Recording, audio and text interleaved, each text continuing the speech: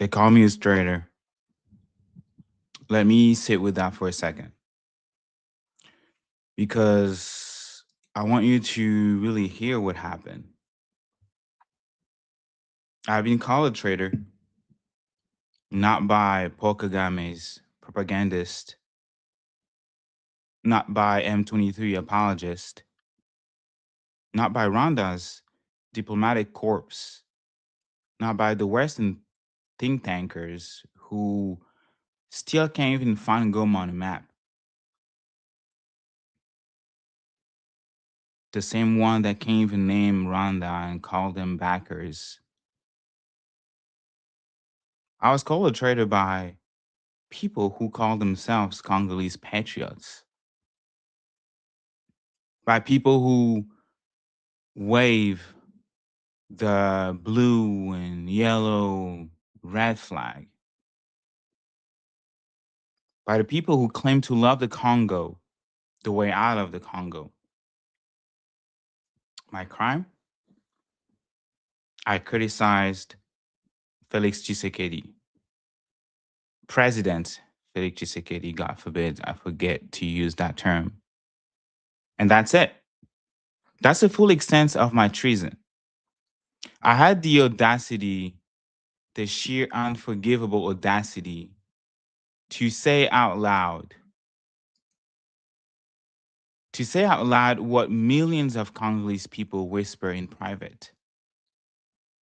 And for that, I was shot out of panels, uninvited from conversations, refused to be answered to, had my credibility attacked. Some of them actually call me Rwandan, which is not an insult per se, but other call me Burundian. Other folks call me Ugandan. I was told in so many words that to criticize the men in Kinshasa while Kagame's forces occupy the eastern Congo is the same as siding with the enemy. Now, and let me be very clear about something this evening or this afternoon. It's 2 p.m. Eastern Time. This morning, if you're watching from the Pacific Northwest, because this episode is going to go to places that make a lot of people uncomfortable, and that's okay. Because that discomfort is exactly the point. Critiquing Felix Tshisekedi is not a betrayal of the Congo. I do believe that shielding him from accountability is, and not just Felix Tshisekedi, but the entire political class. And that's today the, I would say, episode, the indictment. So, welcome to Congo Unfiltered, because today, together, we are going to file the indictment.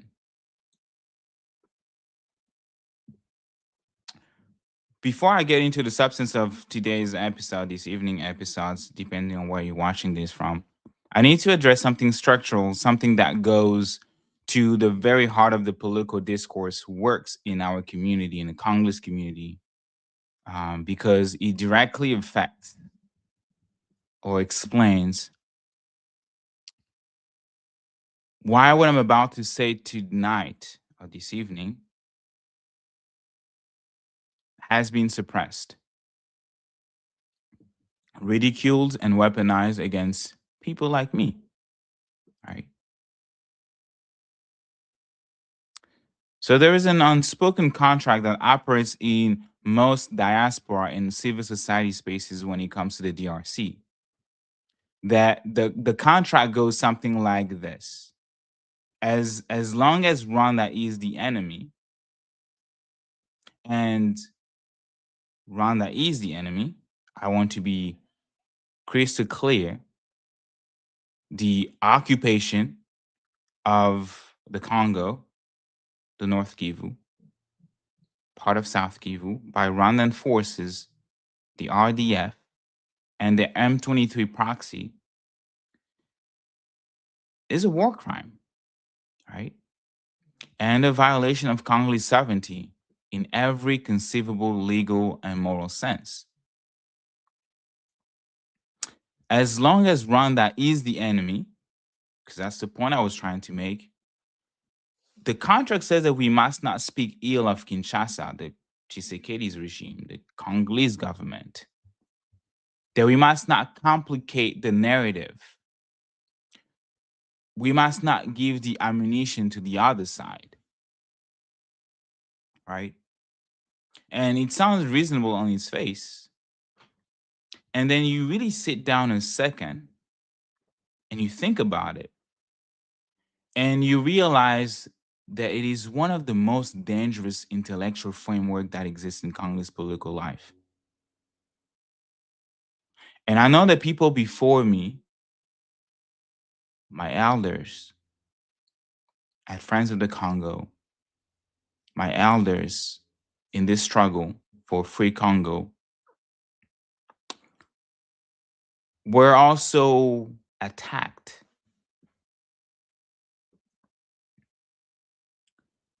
Also saw the problematic in that contract, because here's why. Because that contract does not protect the Congolese people. It protects the Congolese political class. It protects the bourgeoisie. It protects the elites. It protects the people in Kinshasa, the capital, who have turned catastrophe into a business model. It protects those who have figured out that as long as Kagame exists, as long as Paul Kagame exists, as long as Rwanda is illegally occupying the Congo, consistently invading the Congo, as long as the eastern part of the Congo is burning, as long as the multinational and Western countries are somehow fueling the war,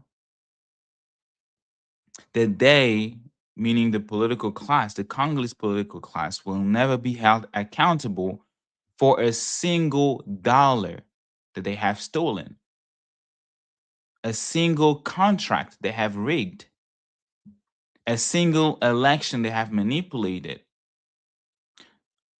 or like we've seen recently, a single drone they have fired into a crowd.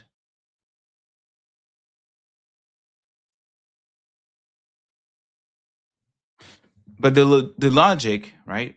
Don't criticize Tshisekedi during wartime, is the logic that every African leader who has ever used a genuine external threats to immunize themselves from internal, right, internal scrutiny has relied upon. And if I only stay in the case of the Congo, because we are talking about the Congo, it's Congo Unfiltered. The dictator Mobutu, Joseph Mobutu, he did it, 32 years in power. Kabila, the father, before getting assassinated, he did it. His son, who took over and led the country for 18 years, he did it too. And now President Tshisekedi is doing it.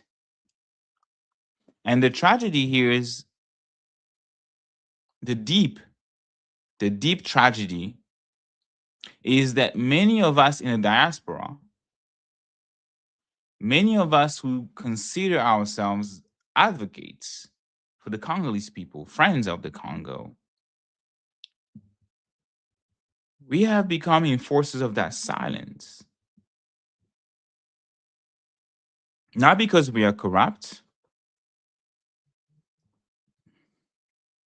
not because we are complicit, but because we have allowed our legitimate fury at Rwanda in this particular moment to blind us to the rot that is also consuming the Congo from the inside. And I refuse this contract. I refuse this contract. And tonight, I'm tearing it up on here. And I think we should all do that.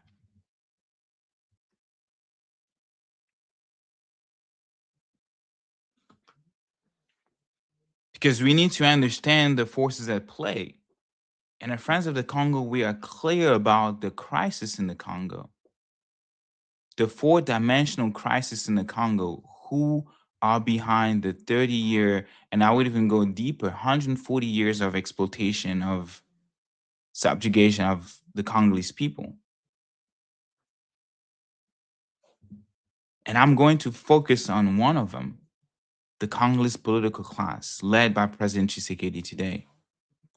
So let's start by the beginning.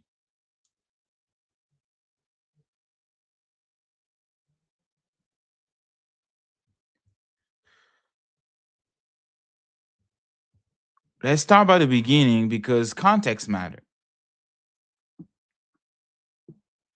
Félix Tshisekedi did not arrive at the presidency the way his father did, through a decade of sacrifice. Well, he tried, right? He tried through decades of sacrifice, prison, exile, and genuine political struggle. Because his father, Etienne Tshisekedi wa Mulumba,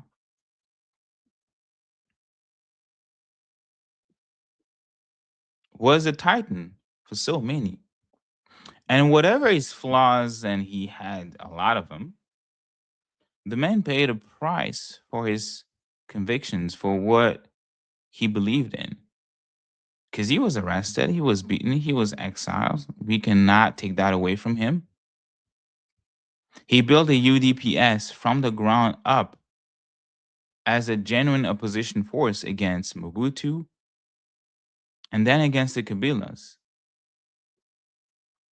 Félix Tshisekedi, you see, inherited that name. He inherited the brand. He inherited the base. And he leveraged every bit of it to ascend to a power that he almost certainly did not win at the ballot.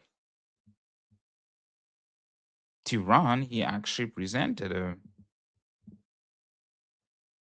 a fake diploma from Belgium,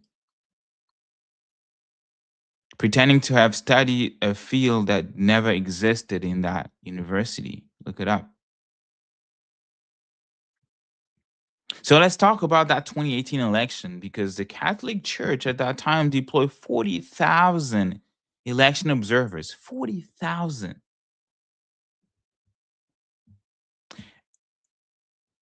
And when patriots, true patriots, saw the overwhelming majority voting for one man,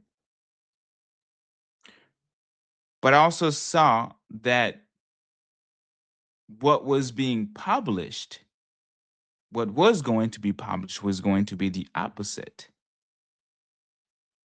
They decided to leak the data from the Electoral National Commission. Because that council, the data that they leaked, showed that Martin Fayulu was the clear winner of the 2018 election. The irony here is that the man that was leading the Electoral Commission at that time, that proclaimed Félix Tshisekedi as the winner, as the president, is Corneille Nangaa, who is now the political face of the AFC, or if you want, the M23. He's the one who declared Tshisekedi the winner. And Nangaa himself has since admitted that Tshisekedi came to power through what he called a Republican deal. He came to power through what the Minister of Foreign Affairs at the time, Jean-Yves Le Drian, called the African Compromise. In plain language, a backroom arrangement with Joseph Kabila. The United States Treasury Department had already sanctioned Nangaa in 2019, I believe, or 2020, over his management of those elections, the corruption, how he used the the Congolese fund, the Electoral National Commission fund, before he defected to the rebel side. Because we all know it's an occupation. So Tshisekedi began his presidency as the main beneficiary of a stolen election. And that's the fact, and that's history. And that is not like a polemical statement. That is what the Catholic Church, 40,000 observers documented. And that is what Nanga himself has since confirmed it. And he said in a press conference that he created a monster. I'm not going to dissect how somebody who created a monster willingly suddenly is becoming the solution. But today, the indictment is against Félix Tshisekedi and his regime and the entire political class of the Congo.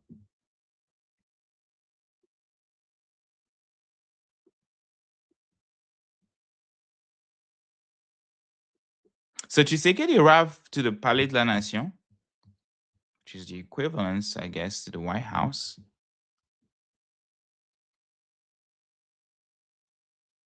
Not by the will of the Congolese people who should have elected him, but by the grace of the man who he would subsequently spend years trying to destroy, Joseph Kabila,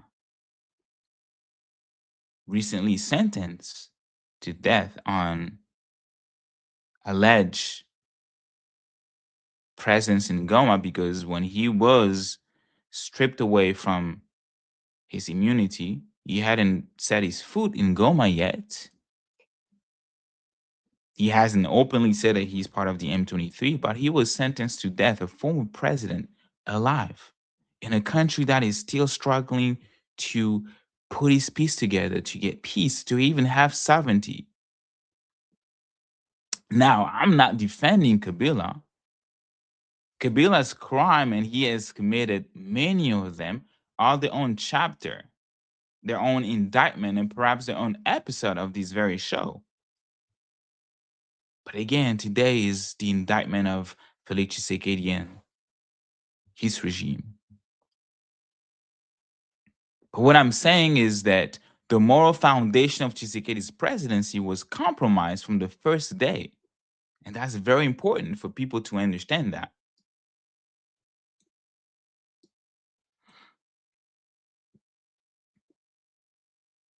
And rather than spending his first term earning the legitimacy that was denied at the ballot box by, of course, delivering for the Congolese people healthcare, getting them out of poverty, employment, decent roads, and everything that would better the lives of the Congolese people. He did the opposite. Instead of leading the country by redistributing the wealth of the great and rich Congo, he governed as though the throne was his birthright, and anyone who questioned him was an enemy of the state. Go check out the last report of Human Rights Watch, talking about the people only in Kinshasa that keep disappearing because of criticizing Tshisekedi, because of exercising the free speech. They haven't even taken weapons to find themselves in prison. They haven't joined any rebellion, any rebel group. They haven't crossed to Rwanda, but they found themselves in jail for speaking up peacefully. So by 2023, the second election was even worse. 9 opposition presidential candidates, including Martin Fayulu, the rightful winner of the 2018 election, Moise Katumbi, who came second in the 2023 election, and Dr. Denis Mukwege, 2018 Nobel Peace Prize. They all publicly called the election a sham and asked supporters to take the streets. International observers note serious irregularities. Of course, the African Union was muted like always. They were muted in 2018 because it's a club of dictators, I guess. And Tshisekedi was declared the winner again. Meanwhile, the civil society organization across the country, they documented manipulation, voter intimidation, logistical failures so severe that some polling stations simply never opened. Other electronic machines or voting machines were found in the houses of those close to President Tshisekedi.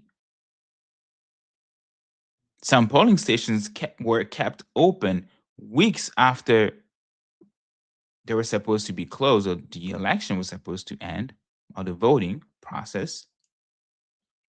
So when we talk about President Tshisekedi, because we have to call him President Tshisekedi, when we talk about his regime, we got to be precise about what we mean, because we are talking about a government that was born in an electoral fraud and has built every subsequent year of its existence on a foundation it never legitimized through performance, transparency, or a genuine accountability to the people it claims to represent. And that is where we shall begin.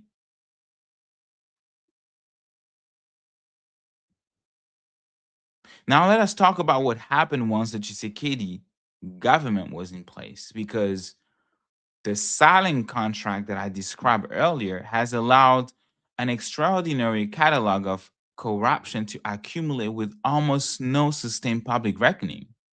That's the problem. And I want to go through it carefully because the number matter. The numbers matter. The names matter. And I want every person listening to this episode to be armed with the facts. And I probably won't be able to name all of them,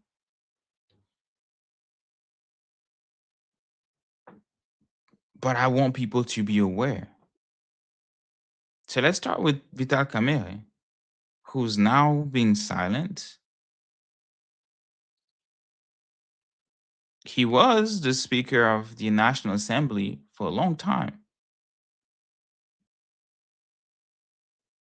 the third highest position in the country. But before that, he was President Tshisekedi chief of staff. And he's also a convicted criminal, talking about convicted felon in the US. In 2020, during COVID, when the entire world was shut down due to a pandemic that shook the world, in the Congo, the president chief of staff was being convicted of embezzlements and sentenced to 20 years of forced labor. The crime, the misappropriation of approximately $49 million intended for a government housing program, and many more. He served a portion of that sentence and had it reduced on an appeal.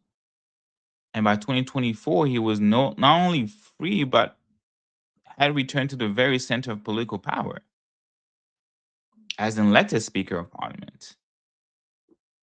So think about that.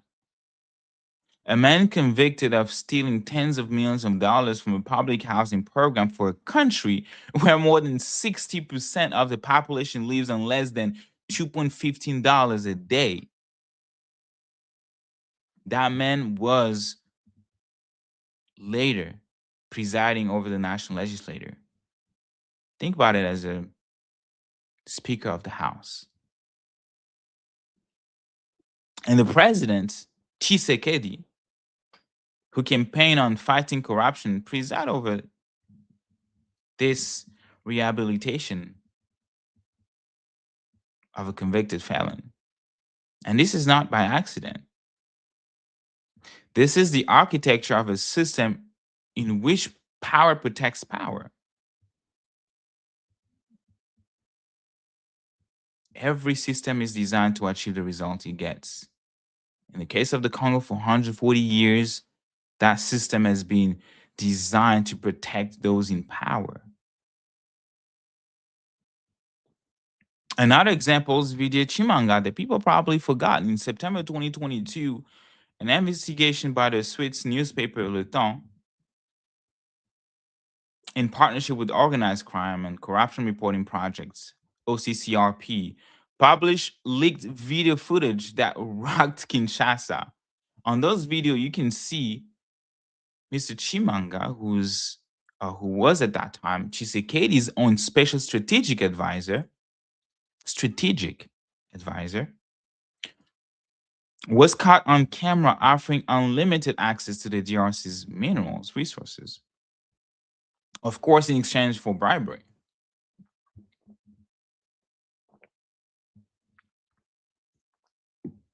And those briberies included personal shares in companies and direct kickbacks. The shocking part is that those videos were explicit and they went viral.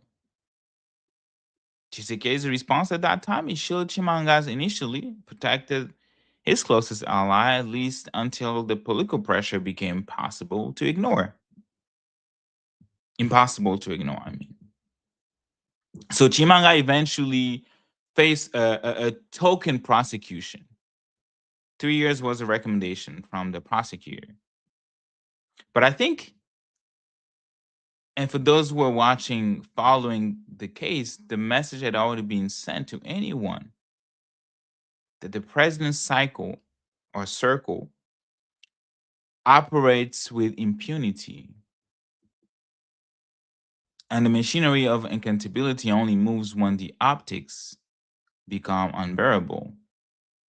The third name I'm going to throw out there is Nicolas Kazadi, the former finance minister, a close confidant of Tshisekedi, linked to a multi-million dollar investment scandal as well.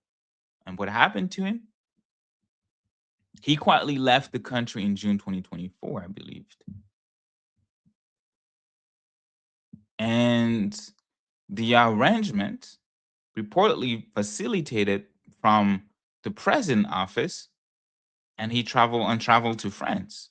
So there hasn't been any arrest warrant, no prosecution. His case has remained dormant until today.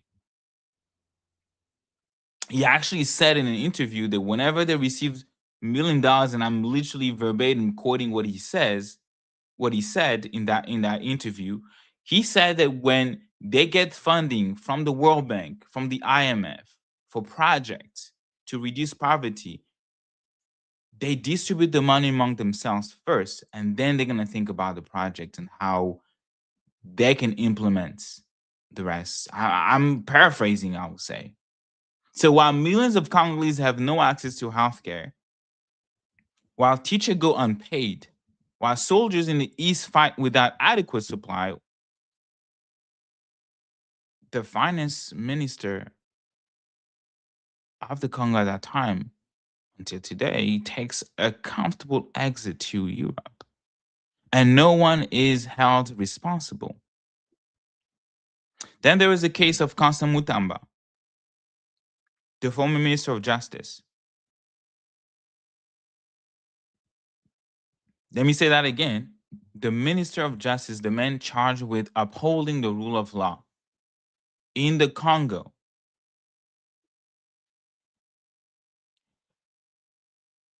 Mutamba was forced to resign after the National Assembly authorized the Attorney General to initiate legal proceeding against him for the alleged embezzlement of $39 million intended for the construction of prison. One prison in Kisangani, $39 million for a prison. Gone. Like that.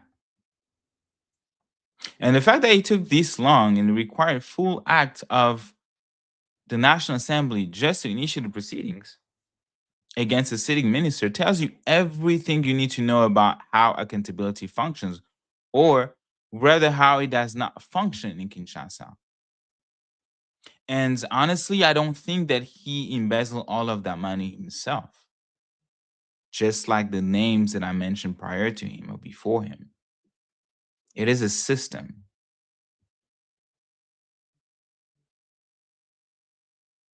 But because you don't want to collapse the system, somebody has to take responsibility. And then there is a family dimension. The Belgian newspaper La Libre Belgique published credible investigation reporting on Tshisekedi's family's involvement in the mining sector in Katanga. On this show, I have talked about that, about who owns mines in the Katanga region, how the Republican force or the Republican Guard are now operating as private militia to the president's family, guarding mining or mines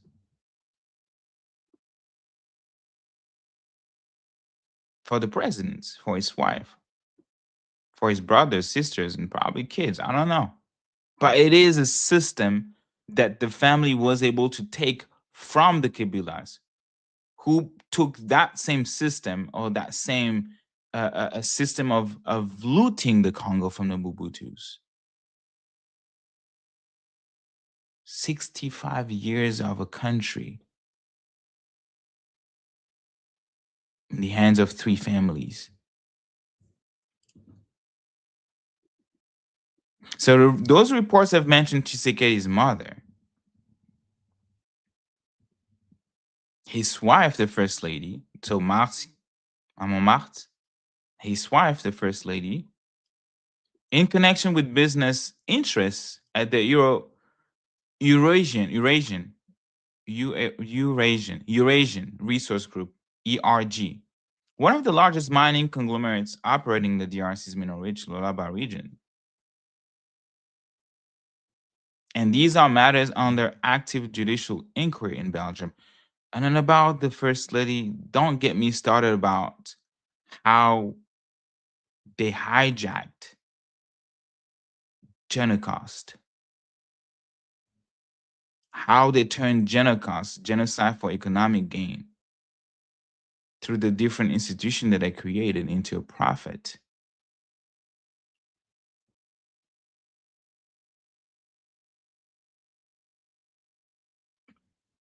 Instead of providing justice to the victims, instead of compensating the justice, the compensating the Congolese folks, the Congolese women and children, those who were raped, those who lost their loved ones, the kids that have no longer fathers or mother, instead of compensating them in the way that is dignified, they found no other way but to just, like Nicolas Kazadi said, distribute the money among themselves first and think about justice later. Think about reparation later. That was for Narev and other satellites institutions that they created. Institution that they created, or organization that they created to get the settlement money from Uganda, who was sentenced to pay $360 million for the war crime they created in the Congo. Not just the war crime that they did in the Congo, but also the chaos that brought upon Congolese people, Congolese families. $360 million paid in settlements of $60 million. Go look up how much a victim has received. And I'm saying that because there are a few that I know that haven't received anything. And then there is a pay services affair, which really broke out early this year, January 2026. It is an American fintech company initiated, you know, an American fintech company initiated a legal proceeding in the United States here against the Congolese states early this year in March. They did that a couple months ago, demanding $4 billion, accusing the government of Kinshasa of contractual breaches and corruption related to a public institution. And not just regular public institution, I will add the public institution digitization projects. And the complaint is very explicit because it names the minister of portfolio, Minister Honorable Julie Mbui. I'm going to be really careful of using adjectives to qualify these people because God forbid I forget. Minister Julie Mbui Shiku. And crucially, she is the cousin of President Tshisekedi. So the complaint is explicitly accusing her of demanding a 10% kickback to release an initial $20 million payment. A 10% kickback from a public digitization contract, digitization contracts by the president cousin. That looks like a similar story that happened because my humble person is also the co-founder of New Young Congolese Scholar that was renamed New Young Scholar NYS based in Bellevue, Washington. I remember the project that our co-founder, executive director, John Doc Campbell wanted to build a school in Kinshasa. That project got canceled because it was a project in collaboration with Bellevue College, which is a legitimate college in Bellevue in Washington State. So we wanted to create a school, a secondary school in Kinshasa. It was in 2019, 2020, so you can imagine who was in power. I've said a lot of names already, but in that meeting, the president cabinet was present, so you can imagine who, in terms of the faces, the big people were represented in that meeting. They were also asking for 10 to 15% kickbacks. And we pulled out. They say no. Our executive director said no. How can we justify 10% of whatever cost this project would cost us? We ended up building a school in Lumumbashi where there was no corruption, where we were not asked to pay anything because they understood that this school that we're building is for these children.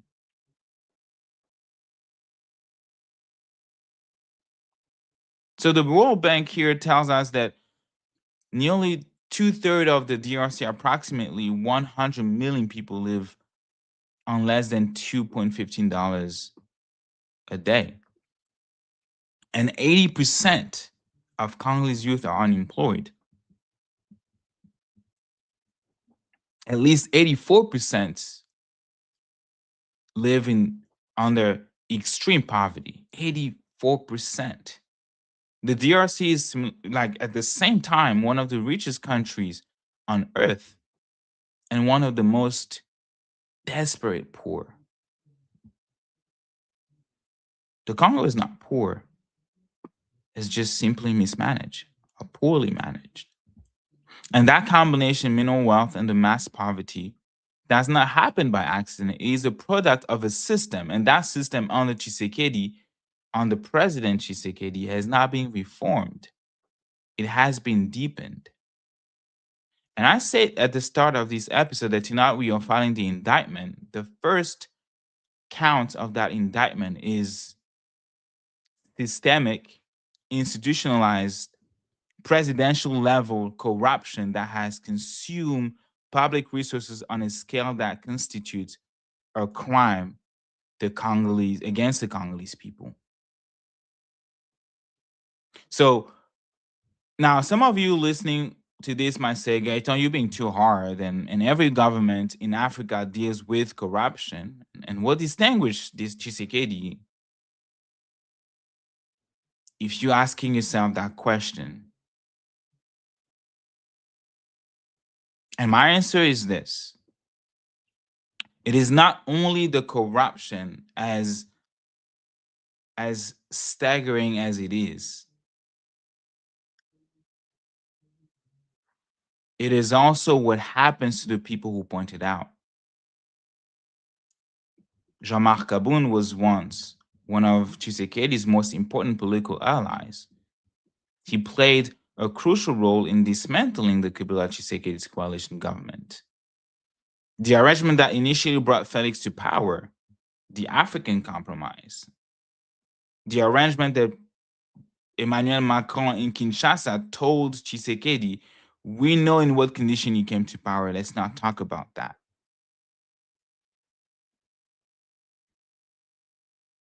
When he broke with Tshisekedi, with President Tshisekedi, and became one of his critiques, he spent 30 months in prison. 30 months. On political charges so transparently motivated that they became an international embarrassment. Martin Fayulu, the man who almost certainly won the 2018 election, has faced ongoing political marginalization, harassment, and systematic exclusion from the political space. Critiques in civil society, journalists who dig into the mining sector, activists who document abuses by the FRDC in the East, they operate in a climate of intimidation, surveillance, and periodic detention. Former Prime Minister Matata Ponyo, who became an opposition figure, was sentenced to 10 years of forced labor by the Constitutional Court on obviously embezzlement charges. Now, Prime Minister Matata is not a saint. I'm not going to pretend like he is.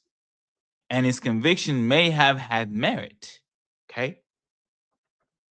But the selective nature of the prosecution here, why Matata, the prime minister at the time, but not Kazadi? Why Matata and not the members of the presidential family mentioned in the Belgian proceedings? And all of that reveals a justice system that is weaponized for political ends. Kabila himself, whatever his crimes, and I repeat, they are significant, recently accused Tshisekedi of state terrorism committed for a single purpose: power abuse of his own sake. So the man who built the system Tshisekedi inherited is now saying that the current president has weaponized the institutions of the state against political opponents with, and it's important to mention that, a ferocity that even surpasses his own records. The irony. So when your predecessor, who rules with an iron hand for 18 years, calls you a dictator, something is deeply wrong with you. Because that was a low bar. Kabila was a low bar, right? If you have worked tirelessly in a political party like your dad did for 3 decades, and you have seen, you have struggled, you have fought against dictatorship, corruption, the invasion, injustice, and you can't even deliver on that, something is deeply wrong. And meanwhile, Tshisekedi's government has literally pursued a strategy of ethnic mobilization. And I'm gonna be really careful when because I'm using that word intentionally, because that ethnic mobilization that we have seen under this president, this regime, is as reckless as it is dangerous.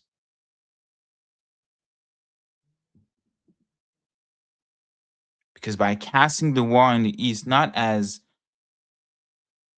a geopolitical conflict fueled by Rwandan state aggression against the Congolese sovereignty, which is what is fundamentally, what it fundamentally is, a war of aggression, a war on Congolese people.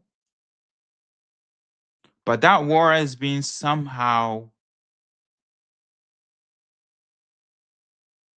turned into an ethnic conflict between Congolese communities.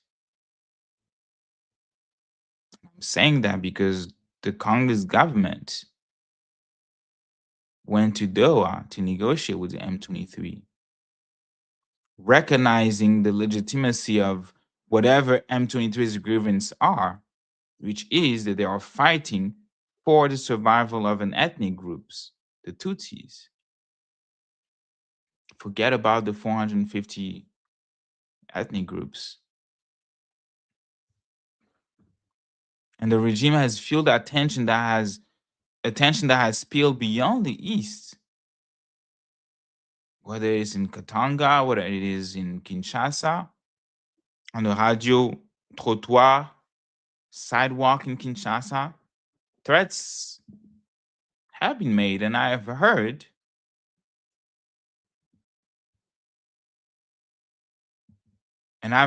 some of those threats, some of those insults online, on X Spaces,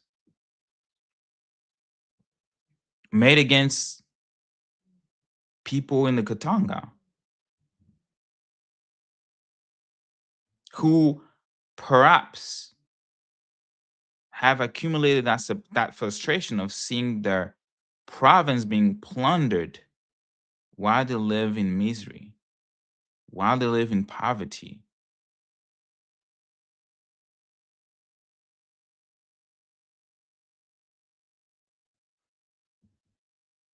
The people from the East who live in the capital have also been insulted, have been arrested. We've seen a wave of arrest of officers who are Swahili speakers in Kinshasa, in Katanga. That is a fact.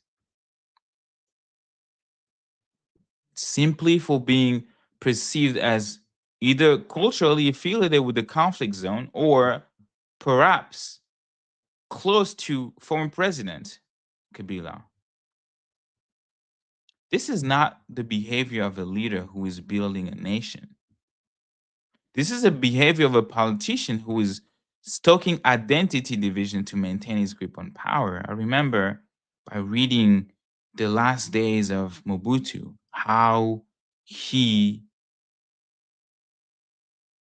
used the same tactics.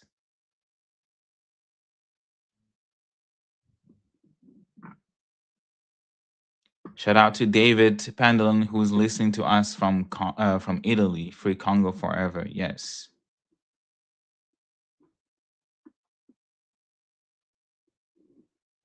Shout out to Kalash Kolosori as well, because I see your comments. Whether it's on Instagram, on X, on YouTube, I see your comments.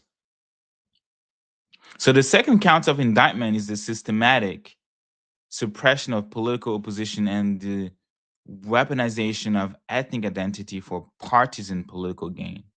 That's the second count of indictment.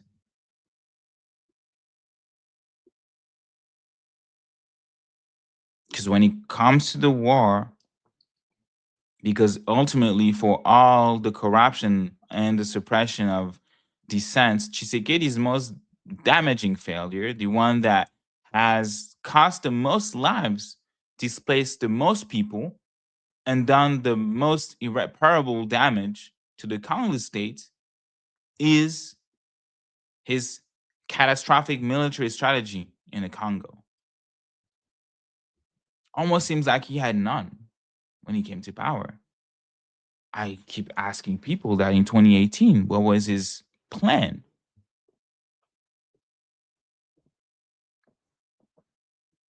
in 2023, what was his plan? Because when Tshisekedi came to power, M23 had been dormant for years. For years, defeated, depleted, removed from their funding.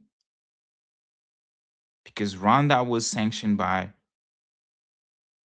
the United States using Public Law 109-456, Section 105. The leader of the M23 was arrested. They had all fled to neighborhood countries, 750 fighters to Uganda, allegedly. But then, as soon as he became president, as soon as he was declared president, the first thing that he did was to welcome them in Kinshasa for a secret talk for 14 days, everything paid for by the Congolese treasury, the same people accused of war crimes. And not only that, he met with the leaders of an organization accused later by the United Nations of funding the M23 during that period, 2019 and 2021, Mahou Peace Association. Tshisekedi met with them.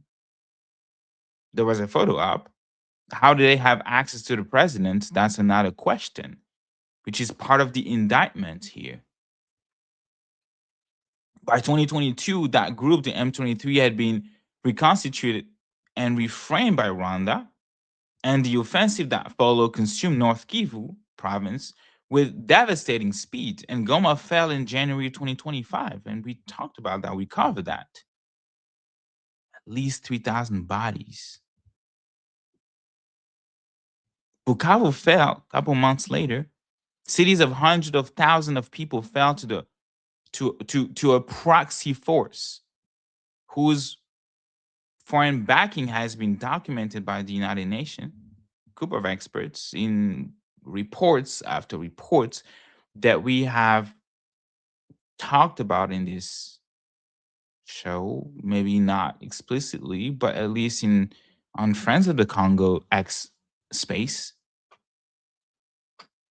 Instagram posts, tweets. Now, to be fair, Tshisekedi faced a genuine formidable enemy. I must say, the Rwandan Defense Force is one of the most battle-hardened armies on the continent, and we all know why. We've talked about that because of the support that they get from the West.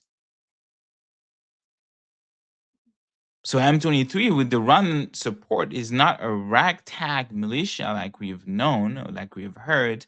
It is a disciplined, well-equipped fighting force that defeated the South African forces, the United Nations forces, the FRDC forces, including mercenaries. And I do not underestimate the military challenge that the DRC was facing. But the response, guys, the response was a compendium of every military failure imaginable. Tshisekedi declared a state of siege in the affected provinces. I believe it was May 2021, maybe late 2021. But fine. But that state of siege has been renewed more than 60 times. I think it was 60 times, more than at least 60 times, without producing a single strategic reversal on the ground. What it did create was restrict the liberty of the people, the rights of the people on the ground. The life of the civilians were dramatically worsened. The liberty of the folks were worsened, were damaged, were impacted.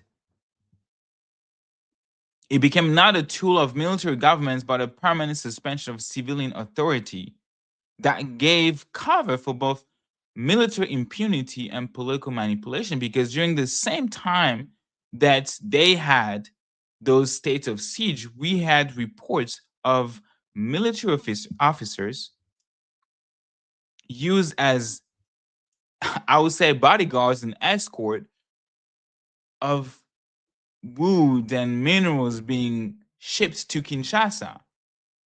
shipped overseas. They cut trees. They need to, you know, somehow get out of the country. Then you have those military officers with official mission. Those minerals need to be secured. Those military officers they became bodyguards of minerals instead of protecting the people from an invasion. The FRDC, the armed force of the DRC, were deployed without adequate training, without adequate equipment, without adequate command structure into an environment that required precisely the opposite. And I remember that segment on TV5 where a new recruit was talking, but he was asking to be fed because he has been training and he hadn't eaten. Soldiers went months without pay. Soldiers sold their weapons to armed groups because they had no other way to survive. Soldiers deserted en masse. And that is not a critique of the Congolese soldier. I want to be clear about that. The individual men and women who put on that uniform and went to the East, it is not a critique of them. It is an indictment of the political leadership that sent them there unprepared and then abandoned them. How do I know they were abandoned? Because of the hiring of mercenaries, paid each at least $3,000. There was a BBC documentary about that. The Romanian and other Eastern European contractors, retired police officers, retired military officers from Eastern Europe, at significant cost to the Congolese treasury, $3,000 per person. Do you know how much a Congolese military was getting paid? Barely $100 a month before that shifted to $500. So Congolese soldiers went unpaid. When Congolese soldier go unpaid, that is what I said, the moral obscenity that has never been properly reckoned with. How do you treat your own people that way that will fight for your country? And then the use of the Wazalendo. Why not making them people in the army? Why creating a subgroup of folks that be frank is problematic? Why not having one army? Why relying on other armed groups to fight?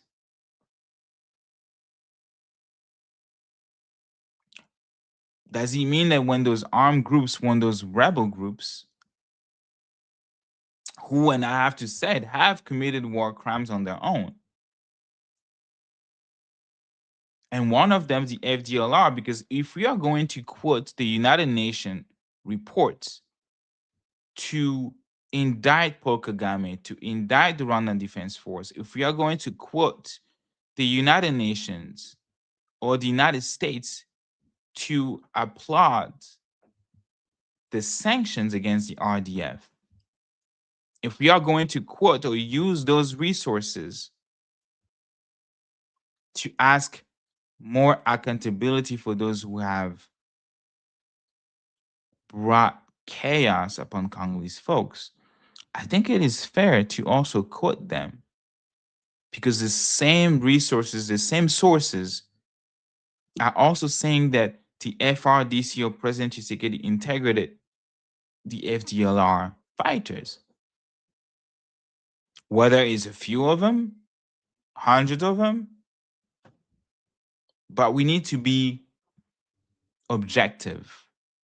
We need to be just, because we cannot read one paragraph that accuses Paul Kagame and his army of invading the Congo and omits the second one that talks about the FDLR presence in the Congo.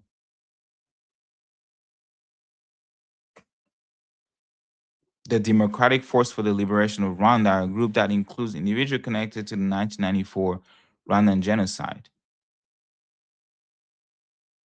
mixed into the FRDC coalition was not only I believe that was a military disastrous strategy used by the president, because he was the gift that kept on giving to Rana's propaganda machine.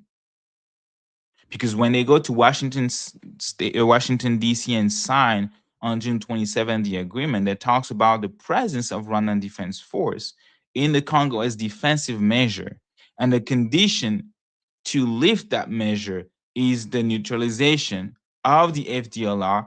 It is right there, right there, right there. You are accepting the premise that you guys have been housing FDLR fighters. That is such a stupidity that I cannot understand. Whatever the operational logic, and I understand that in a guerrilla context, that you sometimes ally with whoever will fight, giving Rana the ability to say with even partial credibility that it is fighting genocidaire in Eastern Congo was stupid, was a strategic catastrophe. It ended Paul Kagame and Kigali's regime a moral argument they did not deserve, but were desperate to have. And then there are drone strikes. FRDC had been running an active drone campaign on territory it no longer controls. And what has that campaign produced? The killing of M23 spokesperson William Goma in Rubaya, which we covered in the previous episode.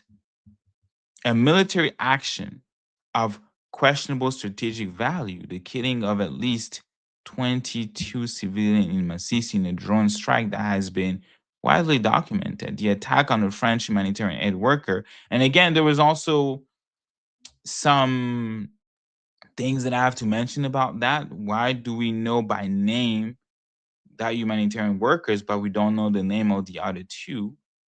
But I could say the same thing about when William Goma was killed in a drone strike. We know William Goma was killed, but we don't know the name of other folks. So I'm trying to be objective here. In the name of objectivity, if you did not order that drone strike, you would go ahead and say we did not do it. But that's not what the Congolese government is saying. The Congolese government is saying that we are following international law. We are engaging our enemies because we are in a wartime. This is wartime. And we are engaging our enemy following guidance of international law. The rule of engagement that we do not target civilians, we do not target UN workers, because that constitutes itself a war crime.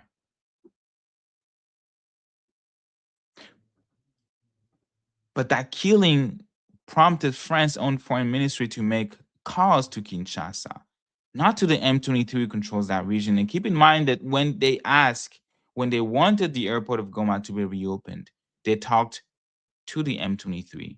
They asked the M23 to reopen the airport of Goma for humanitarian purposes.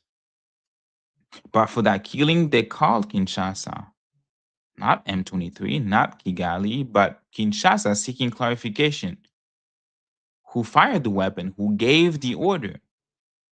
And when France, one of the most diplomatically cautious nations on earth, calls your government to ask whether you ordered the strike, whether you killed that citizen, their citizen, she was a French citizen,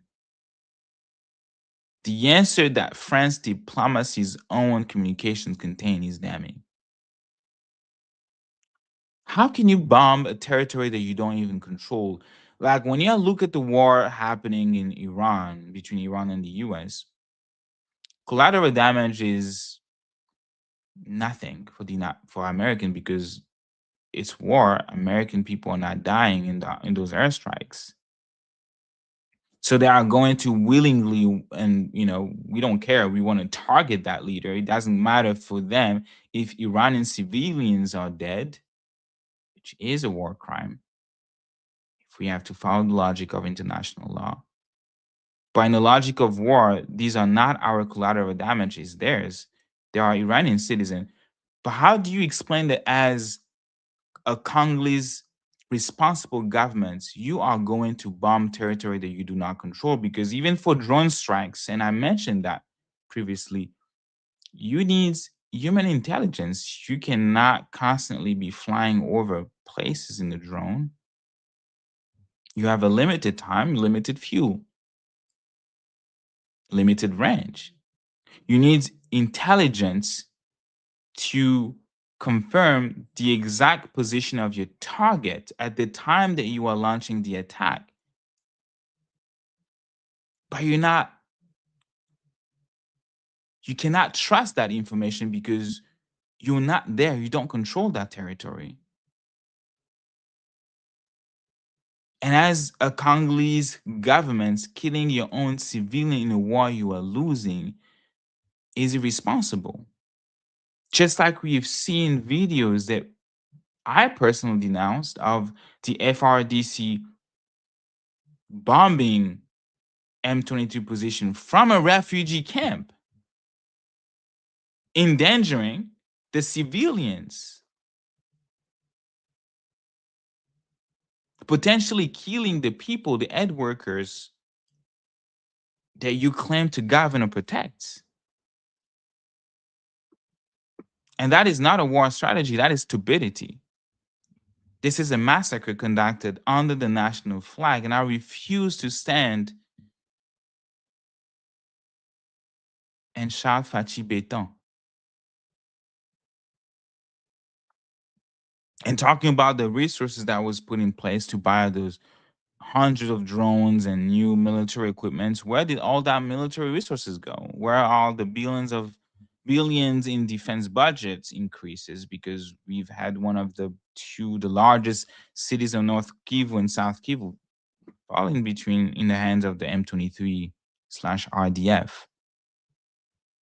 And the answer, according to every credible investigation, is of the DRC's defense procurement is the same place everything else in this government goes, into the private accounts of people connected to power.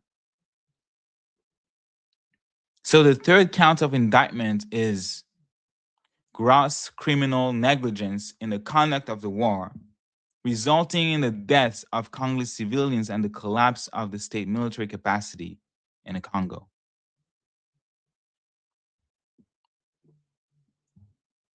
So we now arrive at what I think I consider the defining act of Tshisekedi's era.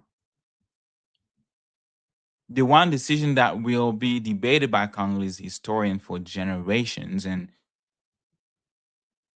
when I say historian, I can not stop thinking about Maman Benedict Joko, salutes to you, who told me once that being an historian is a noble job. The one moments when the full architecture of this regime priorities was laid bare to the entire world to see. February 2025, Tshisekedi sent a letter, or at least he was a senator that did on his behalf, to Donald Trump, not to the African Union, not to the United Nations, not to the Congolese people, or have yet seen that letter in French or in Lingala or in Swahili or in Chiluba. That letter was sent to the Trump administration, to Donald Trump. And in that letter, he offered the United States access to the Congo's critical minerals, cobalt, copper, coltan, lithium, in exchange for American security backing against Rwanda. And let me be precise here. I want to be precise about the consequence or the sequence, because the sequence here matters. Because Tshisekedi did not first secure peace. He did not first secure a ceasefire. He did not first position the DRC from a place of strength after the military situation had stabilized to negotiate a fair deal. He went hand in hand to the most transactional administration in the American political history, an administration that has explicitly stated its foreign policy operates on the logic of what America gets, and that's the America First policy. And he offered the Congo's minerals wealth as the price of admission. Trump's own word at the signing ceremony in December 2025 tells you everything you need to know about the spirit of these negotiations. His exact statement about the deal was that everybody is going to make, I quote, a lot of money. Not that the Congolese people will be freed from exploitation, not that the DRC sovereignty will be protected, not that everybody was going to make a lot of money, but everybody involved in the signing of that deal was going to make a lot of money. So the political class in Kinshasa, the political class in Washington, D.C.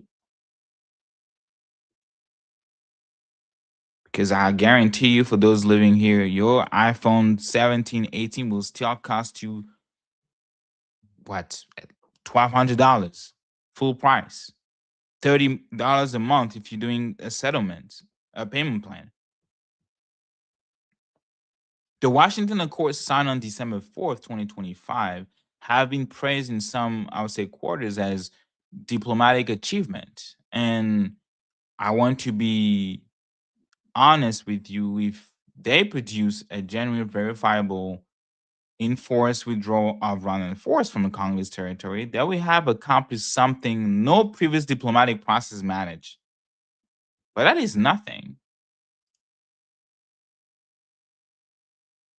Look at the price.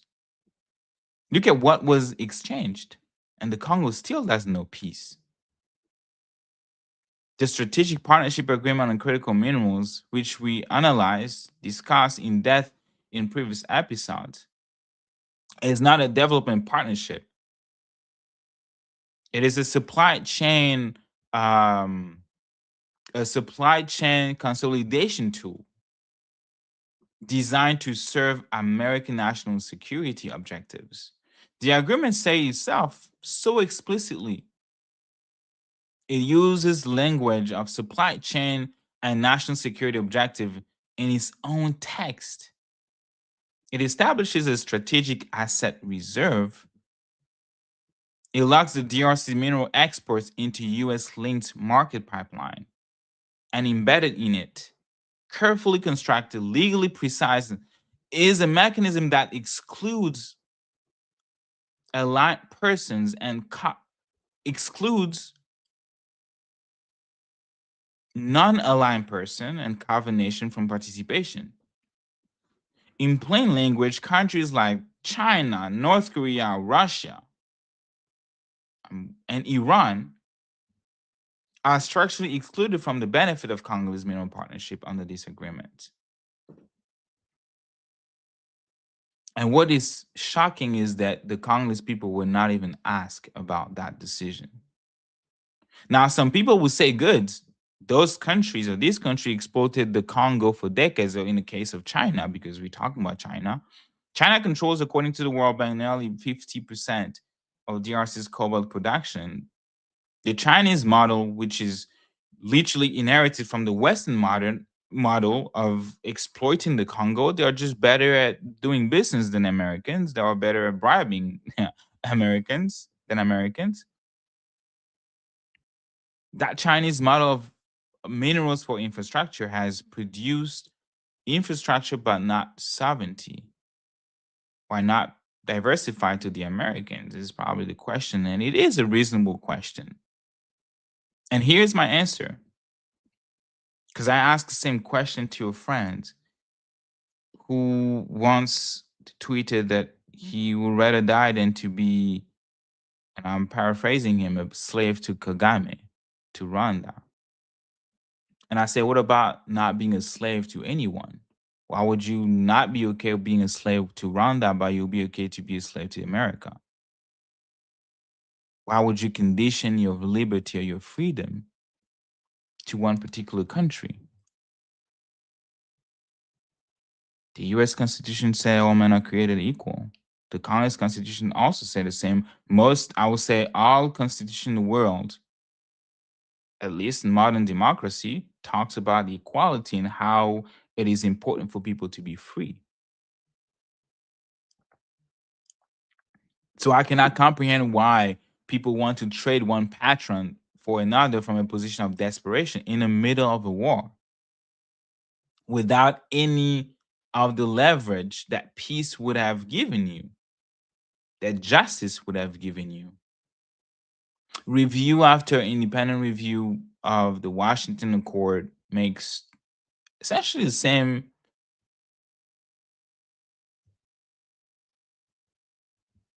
observation that Tshisekedi's regime entered these negotiations not as a sovereign state seeking development partnerships, but as a besieged government seeking a security protector. And besieged government do not get fair deal.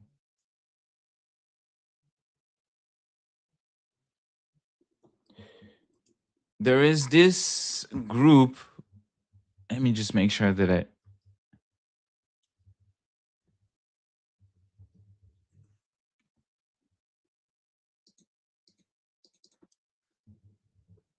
give me a second.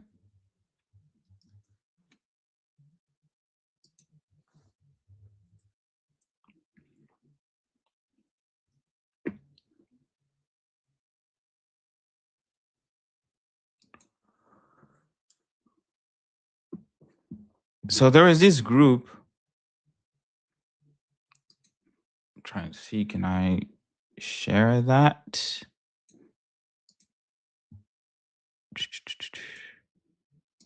There is this group called ROAPE, and they are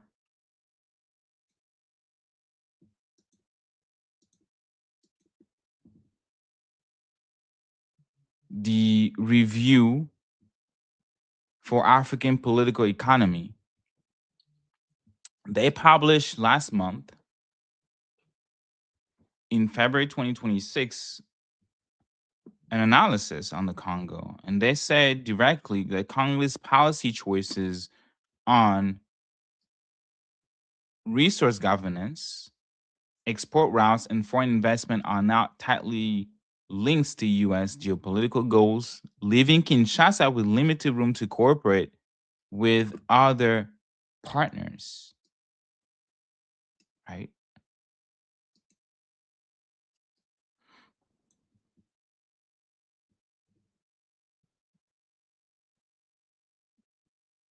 So you cannot talk about sovereignty when you're not even given the room to decide who you want to do partnership with. And the imbalance of the agreement is not accidental. It is the price of US diplomatic protection.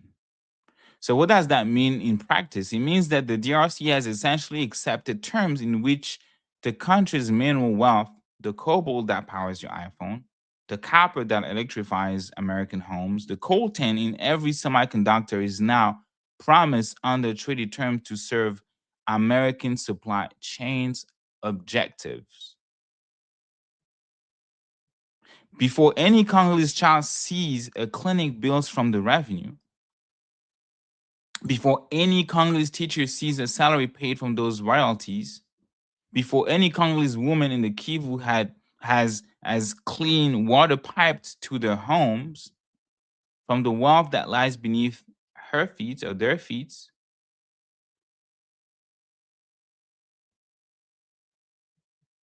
the American interest will be the priority. And what did the Congolese people get in exchange? I think that's the question, the fundamental question we have been pondering, asking in these episodes of Congo Unfiltered, trying to dissect the deal, a peace deal that was violated within days of signing. M23 continued his offensive into South Kivu even after the Washington Accord was signed. And the city of Rivera fell like literally a couple days after the signature, the signing.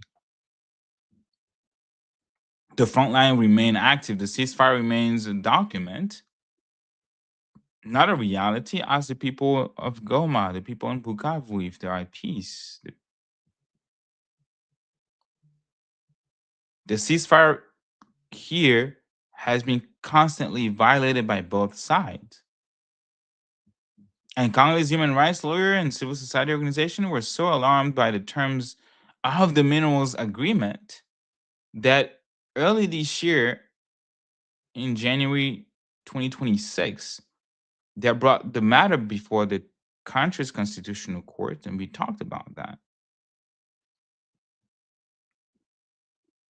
And in Washington, D.C., February of the same month, there was like an inaugural critical minerals ministerial that was brought together by Washington, D.C.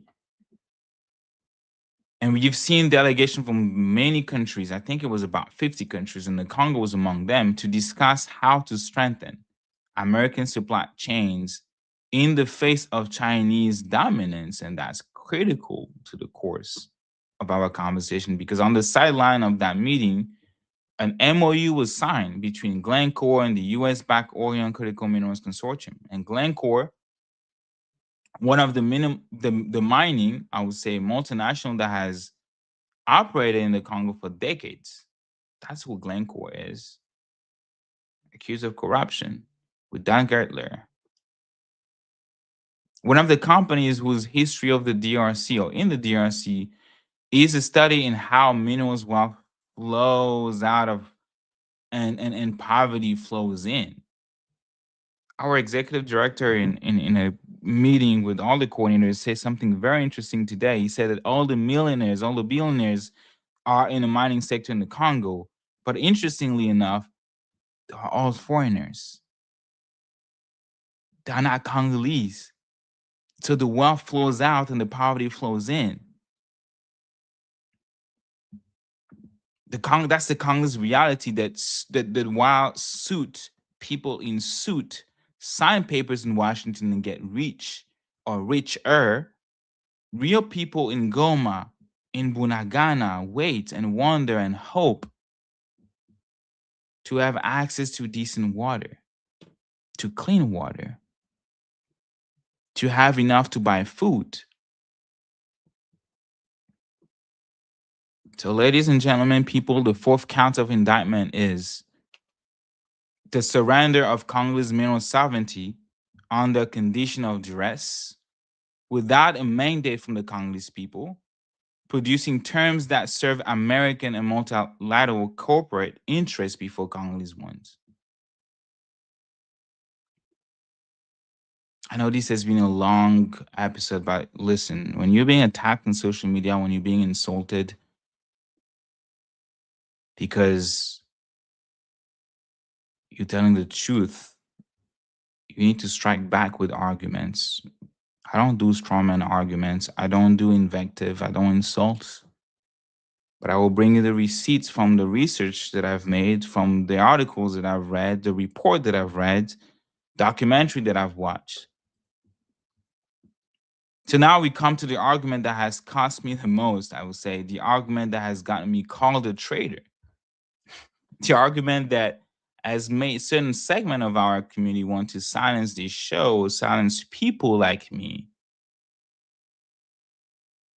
The argument that I'm going to make anyways, because it's Congo Unfiltered, because it is true, and because the Congolese people deserve someone willing to say it. President Félix Tshisekedi is not Paul Kagame. Let me be absolutely clear. Félix Tshisekedi is not Paul Kagame. I'm not saying they are the same person. I'm not saying that the crime are identical or that the external aggression Rwanda has inflicted on the Congo is equivalent to Kinshasa internal failures. I think these are different in kind, in scale, in legal category. The Rwandan military occupation of Eastern DRC, the eastern part of the DRC, its direction of M23, its theft of Congolese mineral through the smuggling network that the UN has documented exhaustively. This is an act of state aggression, and we have talked about it in this show. At France of the Congo, we have tirelessly condemned it. It is a war crime. I've said it, and I'll say it again. It is an ongoing violation of international law. Paul Kagame is responsible for the death of hundreds of perhaps millions in Congo.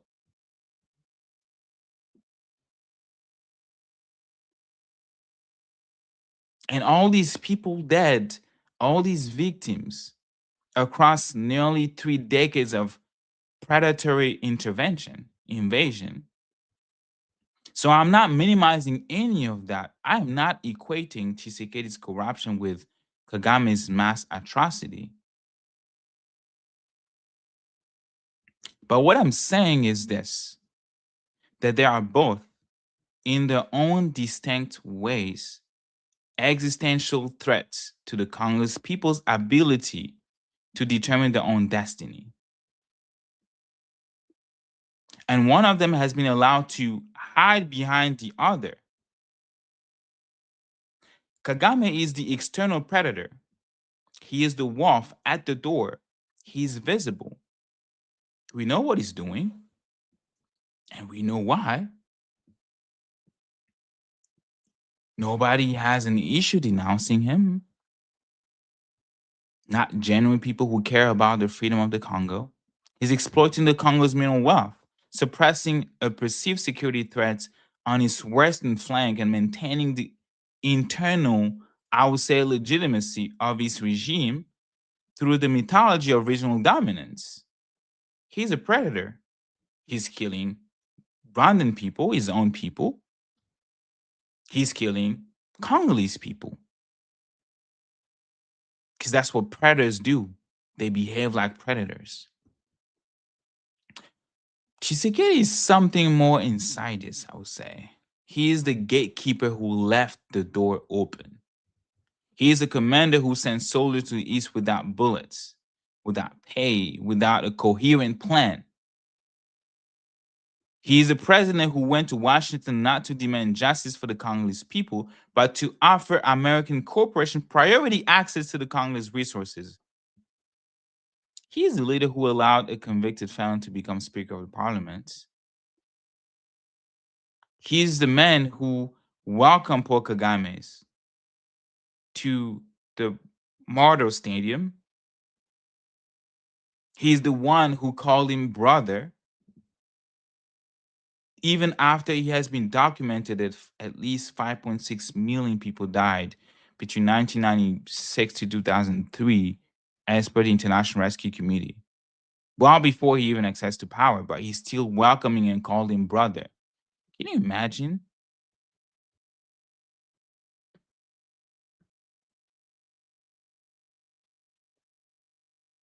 Jewish people calling Hitler a brother during the Holocaust? Can you imagine that scene? Just imagine. You can't imagine that, right?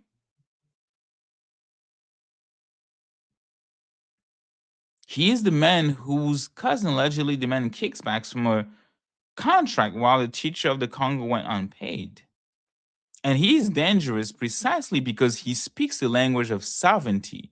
He says the word, he says the Congo's resources will benefit the Congolese people. That sovereignty will be protected, that dignity will not be sold. He says all of this with a straight face. And the Washington signing ceremony in December 2025, he said that the deal was a beginning of a new path. That peace will not just be a wish, but a turning point. He said that meanwhile on the ground in Goma, the international airport was closed. Bank operation has stopped under his command. Crime had surged, price had exploded, and residents told reported that they are still at war. The difference between Paul Kagame and Tshisekedi is not one of intent toward the Congolese people. It is one of method. Kagame takes from outside. Tshisekedi allows the taking from within. And when you're a Congolese person in the middle, when you're the woman in Masisi whose child was killed by the FRDC drone, when you're the teacher in Kinshasa who hasn't been paid in 3 months, when you are the miner in Katanga whose community will see none of the royalty from the minerals your family has mined for generations, or in Rubaya or in other places, it does not matter very much who the predator is, right? You steal the prey. You don't care if you're getting eaten by a wolf or by a tiger. You get eaten at the end of the day. And that is the argument. That is why I refuse to give Tshisekedi the protection of our silence. Because his survival in power is not the Congo survival. His political success is not the Congo success. And defending him from justice, from accountability, because Kagame exists, is exactly the logic that has allowed Congolese political elite to escape judgment for 3 decades. I would even argue for 65 years and counting. I want to spend a few minutes talking about something that goes beyond Félix Tshisekedi specifically, because Tshisekedi did not create this system. He inherited that system, deepened it, and made it its own, right? But the problem is structural here. The problem is the Kinshasa. It is the Kinshasa political class.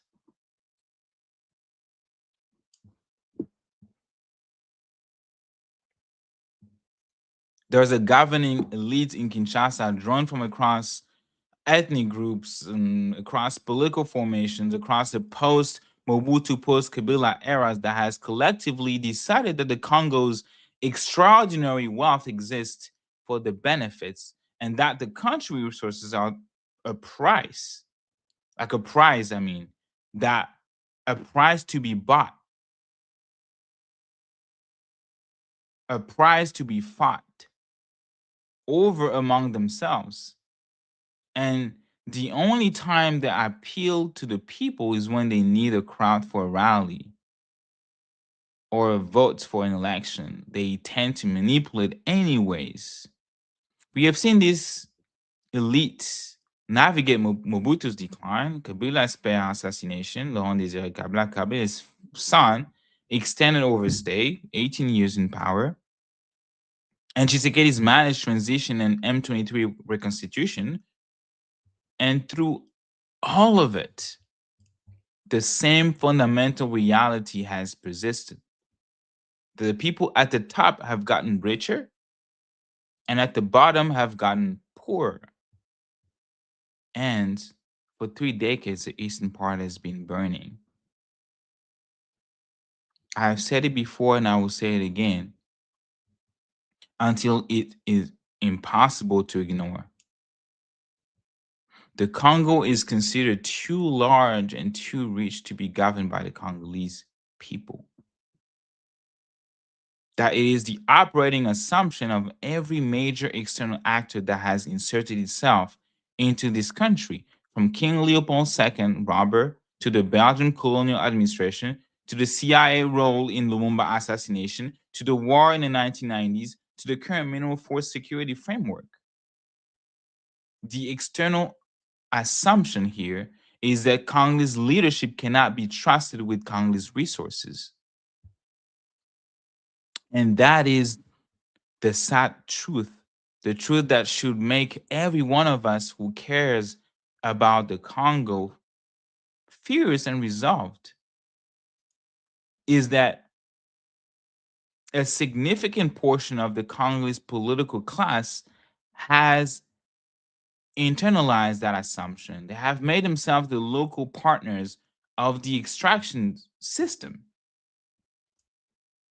They have traded sovereignty for personal enrichment, national dignity for diplomatic access, the future of hundreds of million people for the current comfort of a few hundred families. So when Tshisekedi's special advisor is caught on video trading mineral access for personal bribes, that is not an aberration, I would say. That is a system functioning as designed. A system is perfectly designed to achieve the result it gets. When the finance minister embezzles funds and leaves the country through president's office, that is not failure of oversight. That is a system protecting itself. When convicted felon Vital Kamerhe becomes Speaker of the Parliament, that is not a political miscalculation. That is a system expressing its values. And when the head of the Senate, I forgot his name, alluded that the president shouldn't claim a third term, we see the same thing is about to be kicked out of the Senate. That is a system, again, expressing its values. And when the peace deal signed at the White House in December 2025 produces situation in which M23 advances continue, Congolese civilians die, and the primary tangible outcome so far is an MOU between the American Mining Consortium and a Swiss commodity trading giant. While the students of Goma wonder if peace is coming, that is not a diplomatic failure. That is a system delivering what the people were not expecting. That is a system delivering for the people it was actually designed to serve, not the Congolese people, the political class. Let it be in Rwanda, let it be in Congo, let it be in the US. And those people are not in Goma.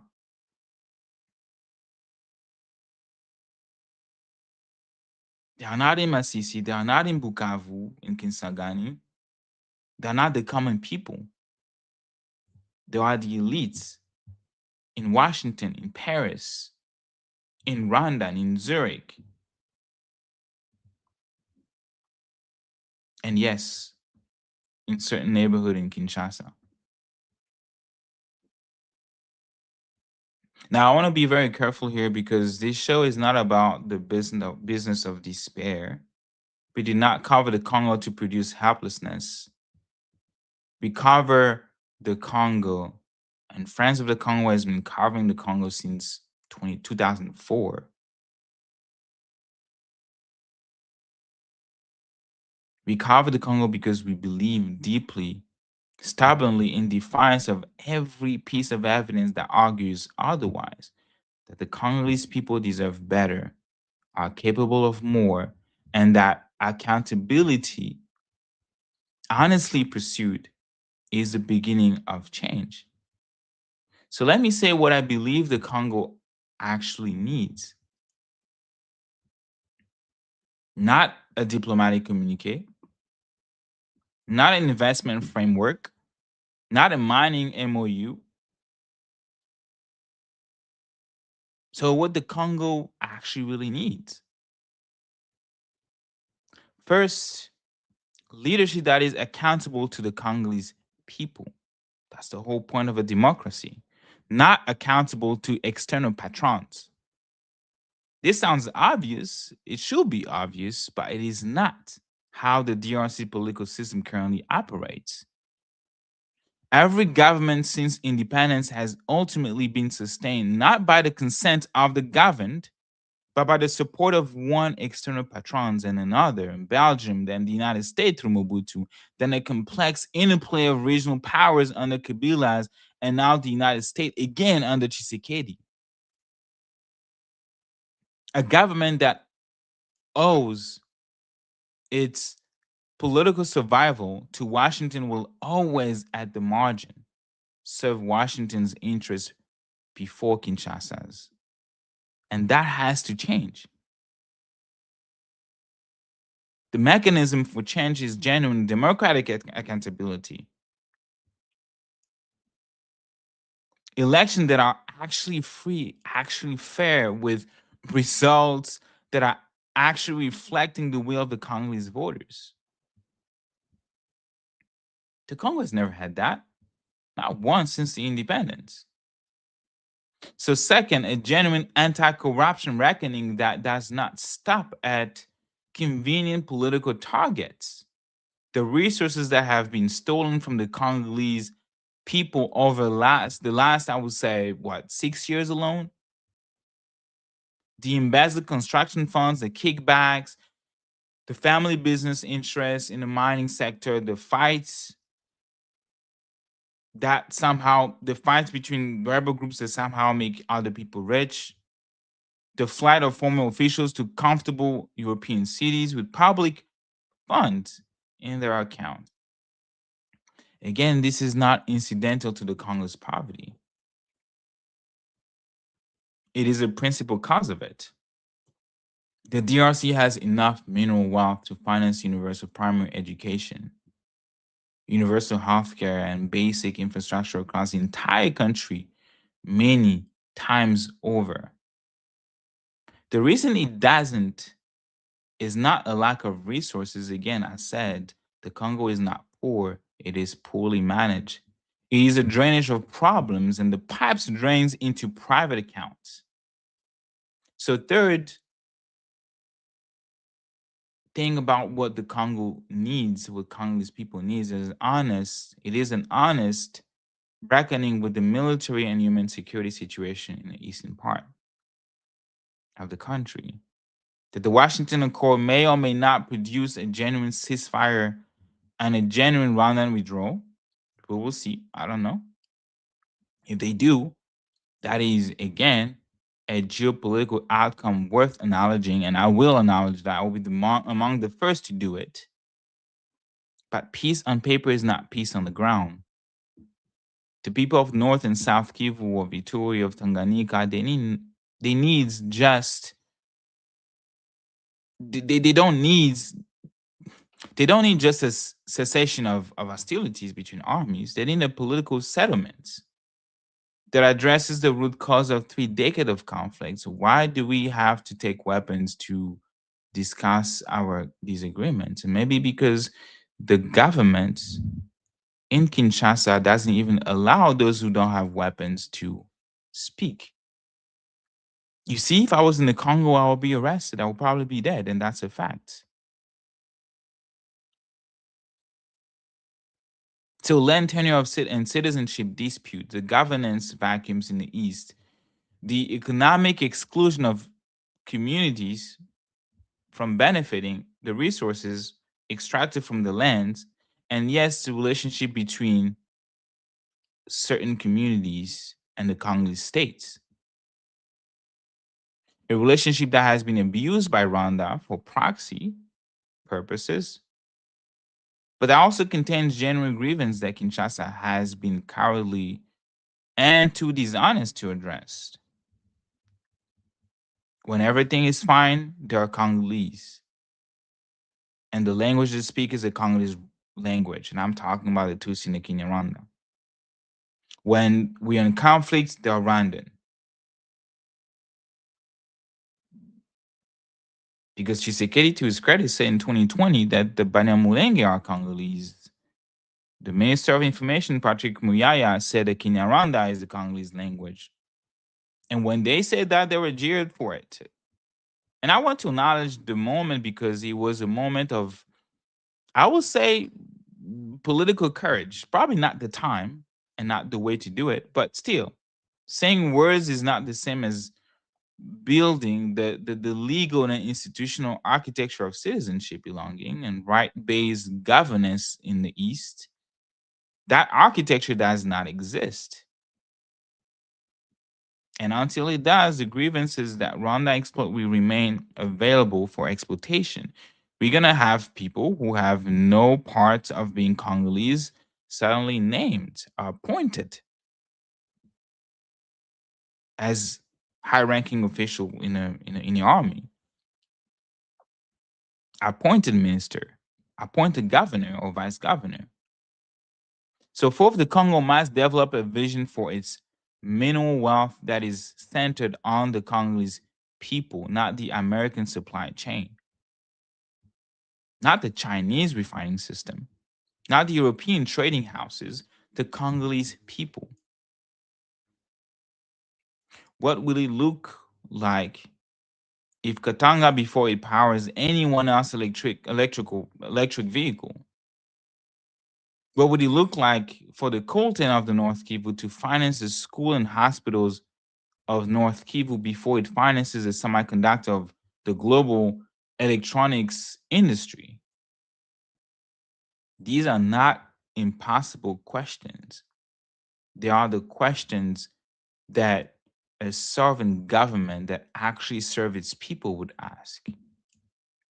They are the questions that the current government in Kinshasa has conspicuously refused to ask.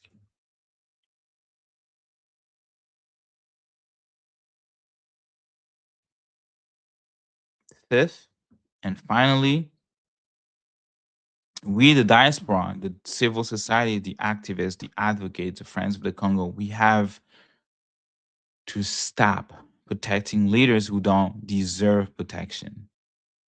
We have to reclaim our role as the conscience of the Congolese people, not the cheerleaders of the Congolese political class. Why I was moved to join Friends of the Congo a few years ago is because of his mission to raise global consciousness.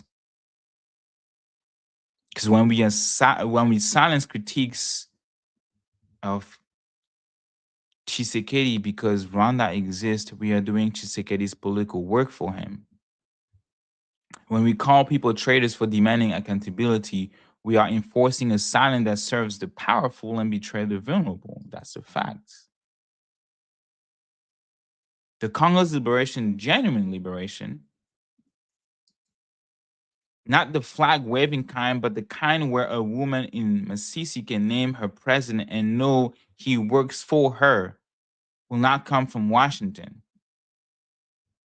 It will not come from Kigali, and obviously, it will not come from the Brussels or Beijing or Paris, but it will come from the Congolese people holding the Congolese political class accountable. It will come from an internal reckoning that is at least as fierce as our external critique. That is, and that is essentially what this episode calls for.